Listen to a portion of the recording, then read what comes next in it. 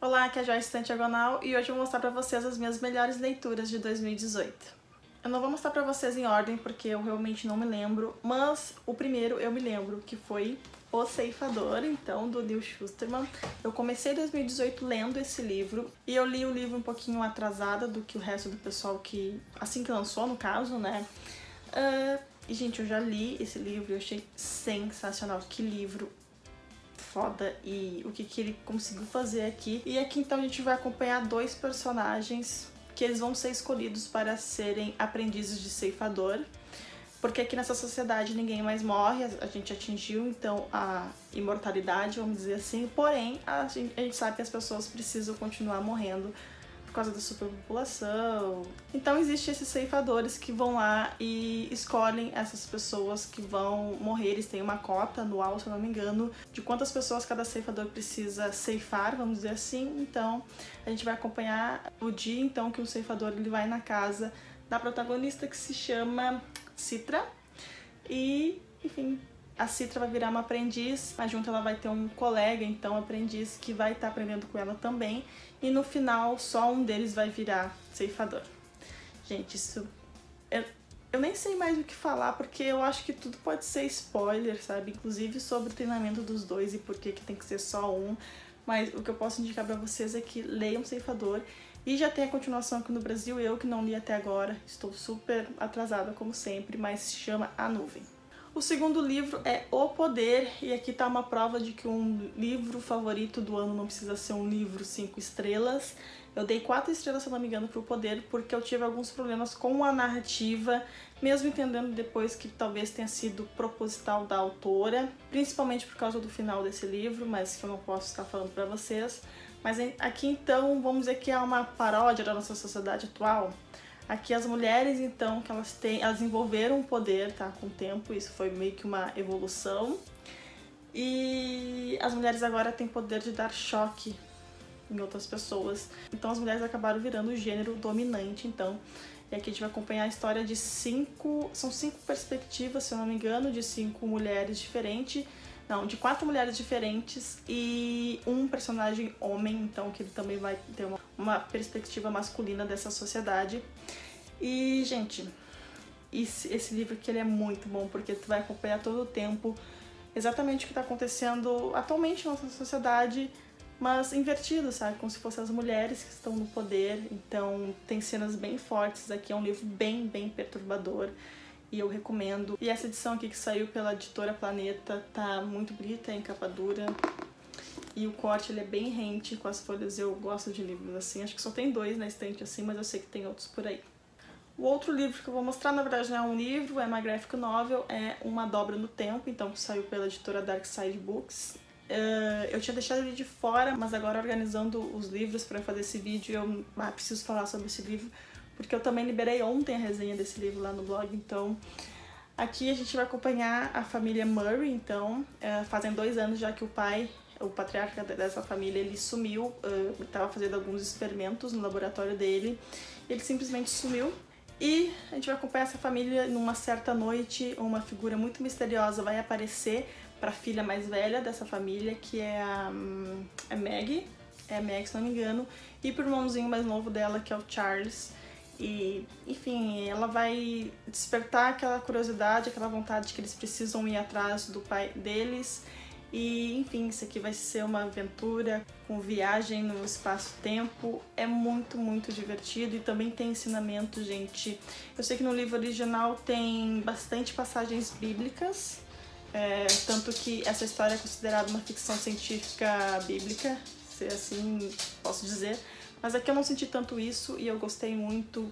Eu não costumo marcar citações em graphic novels, em HQ, mas nessa eu marquei porque realmente tem algumas frases aqui que são alguns tapas na cara. O próximo livro é Outlander. Eu não poderia deixar de falar sobre esse meu queridinho, que eu acabei embarcando nessa viagem então com a Lê, do Lendo Lido, onde a gente fez um projeto de leitura. Tem um vídeo, eu vou deixar aqui nos cards pra vocês, onde a gente fala um pouco sobre as nossas impressões. Então eu não vou falar muito sobre a história, só vou falar que essa história é muito rica. Enfim, cada detalhe dessa história é importante e a gente, quando vê, a gente já chega no final do livro, porque a gente sabe que não são livros pequenos, são um calhamacinho aqui. E, gente, como é envolvente a história desses dois personagens, do romance da Claire e do Jamie. Como o Jamie é um personagem tão grandioso que eu tenho certeza que conquista todo mundo, e a Claire também. Muito à frente do seu tempo, a gente sabe disso, porque, enfim, ela volta pro passado, então não tem como ser algo diferente disso, mas a gente também percebe quanto ela é uma mulher especial, sabe? Então, tá aqui um dos meus queridinhos e eu super recomendo essa leitura. Para quem tem medo desse calhamaço aqui, perca esse medo, porque vale super a pena. O próximo livro que eu vou mostrar é um romance de época e não poderia faltar esse ano, todo ano eu trago um romance de época. E o romance de época dessa vez é A Duquesa Feia, de Eloisa James. Eu sou completamente apaixonada por essa autora e cada livro ela consegue ser melhor, sabe? Eu tô super empolgada pra minha próxima leitura, que se chama alguma coisa com torre, eu não vou me lembrar. Mas já me disseram que ele consegue ser melhor que esse e eu já achei esse sensacional. Aqui então a gente vai acompanhar dois melhores amigos, que é a Tel e o James. E por algum motivo eles vão acabar se casando, então mesmo eles sendo muito amigos e nunca que tivesse despertado essa paixão entre eles, eles acabam se casando. Mas depois de algum tempo casados, a Tel vai descobrir que existe um motivo por trás desse casamento e isso vai acabar separando eles. E, gente, depois que isso acontece, a história cresce de uma tal maneira, porque a gente vai descobrir então o despertar da duquesa, então, de Patinho Feio pra uma season, né, vamos dizer assim, porque, enfim, se não ficou claro, isso aqui é uma releitura do Patinho Feio. E também eu acho que, apesar de não ser o foco, né, a história do James também é muito interessante, porque ele traz algo que eu nunca tinha visto no romance de época, que é trabalhar essa questão dos piratas dessa mesma época, que existia nessa época, né. Então, não vou falar muito como isso acontece, mas, gente, enfim, apostem em Eloisa James, ela é uma das melhores amigas da Julia Quinn, então tem uma aval da Julia Quinn, então com certeza é bom. O próximo livro que eu vou mostrar é o boom que foi de 2018, então, que é o Conto da Aya, da Margaret Atwood, por causa da série de The Handmaid's Tale. E, gente, eu acabei lendo esse livro porque foi uma das leituras conjuntas, né, do Vórtice Fantástico, que é um clube de leitura aqui de Porto Alegre.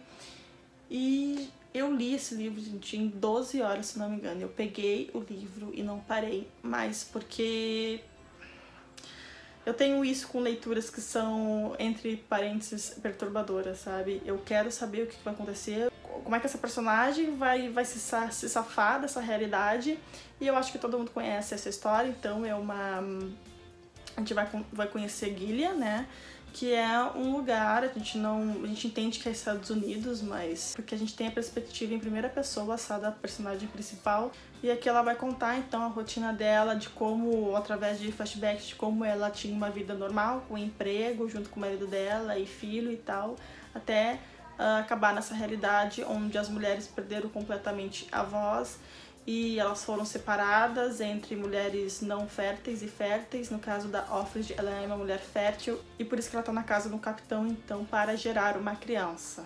Então, enfim, é bem complicada essa história, mas eu gostei muito e por causa dele eu quero conhecer outros livros dessa autora aqui. O próximo é uma HQ que se chama Paciência, do Daniel Clowes. O meu primeiro contato com ele foi uma história infanto-juvenil, assim, que vai falar sobre a adolescência.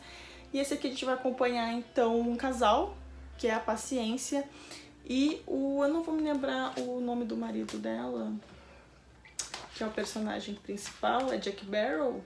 É, Jack Barrow. Isso não é spoiler, tá, gente? Mas a Paciência, ela vai morrer logo no começo da história. E o Jack, ele vai descobrir um modo de voltar no tempo e ele vai tentar descobrir um modo de que a Paciência não morra. E essa é a primeira história, assim, onde eu fiquei completamente confortável com essa questão de volta no tempo, não fiquei nem um pouco perdido. E isso é muito legal porque é uma HQ, então a gente sabe que às vezes a HQ perde um pouco de alguma camada, assim, para que o leitor entenda exatamente o que está acontecendo, às vezes fica muito da interpretação, mas isso não acontece aqui. Não é tão fininho assim essa HQ, mas, gente, é sensacional. Eu gostei muito e ele tem o traço característico, então, do Daniel Clowes, né? Se vocês já conhecem, é bem colorido. E recomendo. Isso aqui é uma ficção científica em quadrinhos e vale muito a pena. Voltando então para os romances de época, eu tive que colocar um segundo título aqui, e se bem que Outlander também pode-se dizer que é um romance de época, não sei. Mas enfim, vou colocar também Tessa Dare aqui, e revendo o meu vídeo de melhores do ano de 2017, eu também coloquei Tessa Dare, eu achei muito legal isso. E esse é o segundo livro, então dos 2 livros que eu li da autora, os 2 foram sensacional, e isso também só desperta mais vontade que eu tenho de conhecer mais livros dessa autora, porque, gente, Como se livrar de um escândalo parece ser uma história clichê, mas no desenrolar da história a gente vai ver que a Tessa ela consegue transformar algo comum em algo completamente viciante, sabe, durante a leitura. Aqui então a gente vai ter uma história onde vai acontecer um casamento por conveniência, porque deixa eu ver aqui qual é o nome, a Charlotte e o Lord Granville, eles vão acabar sendo pegos numa situação bem constrangedora. A gente sabe que naquela época, se um casal fosse pego se beijando e tal, já era motivo para se casar, porque senão isso ia arruinar a honra então da família da mocinha. Então eles estão meio que com um casamento marcado, porém eles querem saber o que estava acontecendo na sala da biblioteca no momento onde que eles foram pegos. Por quê? Eles estavam escondidos na biblioteca porque estava acontecendo um encontro romântico então dentro dessa biblioteca. Então eles sabem que não foram eles que estavam fazendo um escândalo ali, mas eles não têm como provar, eles só têm como tentar descobrir quem estava por trás então desse encontro romântico. Então isso é muito, muito, muito legal. Eu fiquei bem contente de conhecer mais essa história. E uma curiosidade sobre esse livro aqui é que ele é um spin-off, então na verdade ele é um crossover entre as 2 séries da autora que estão sendo lançadas ou já foram lançadas aqui do Brasil, que é Spindle Cove e Castles Ever After, acho que é assim que se fala. É uma história então que vai unir vários personagens dessas 2 séries. Então tá aqui, é um romance de época que vai ter romance, obviamente, vai ter mistério, vai ter investigação, então recomendo bastante. O penúltimo livro que eu vim trazer pra vocês é Rainhas Geek, eu já falei bastante desse livro aqui no canal. Aqui a gente vai ter 3 amigos que estão indo pra Supacon, que seria uma espécie de Comic Con. E, gente, eu não sei dizer porque eu gostei tanto, mas ele fala sobre questões tão oportunas, sobre amizade, também tem muita representatividade aqui nessa história. Ela também aborda uma realidade dos jovens adultos e adultos hoje em dia que está interligado nessa cultura geek, né? Então a autora ela pegou tudo isso que eu particularmente gosto e transformou numa história. E o principal é que uma das personagens, a gente tem 3 perspectivas, mas eu acredito que a protagonista seja a Charlie. Mentira, a Taylor, tá? E a Taylor eu me identifiquei muito com ela, porque ela é uma personagem que, enfim, ela tem alguns problemas e ela fala muito profundamente sobre esses problemas. Isso faz parte da cura dela também, aqui dentro dessa história. Então eu recomendo bastante.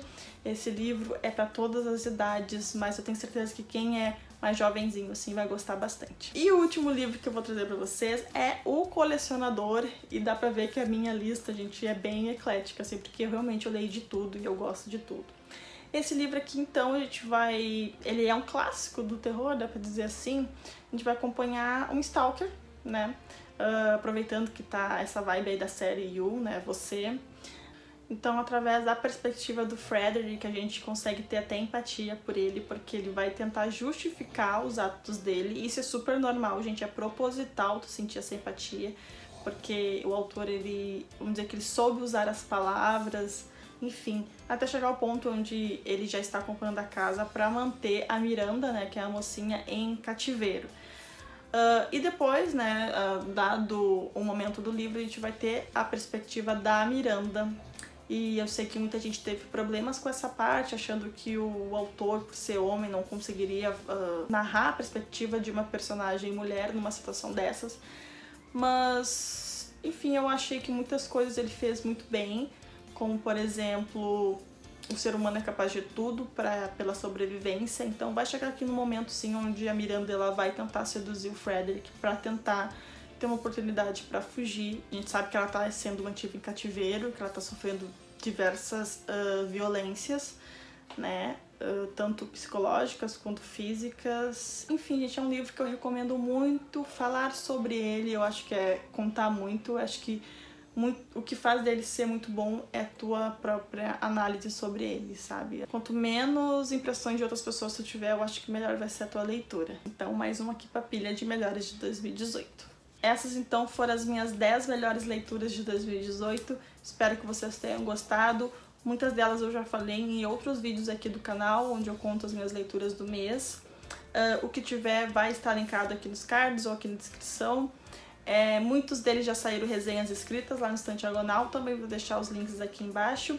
E vocês também leram algum desses livros, gostaram tanto quanto eu? Então não deixe de deixar o comentário aqui embaixo, vamos conversar um pouquinho e a gente se vê então no próximo vídeo. Tchau!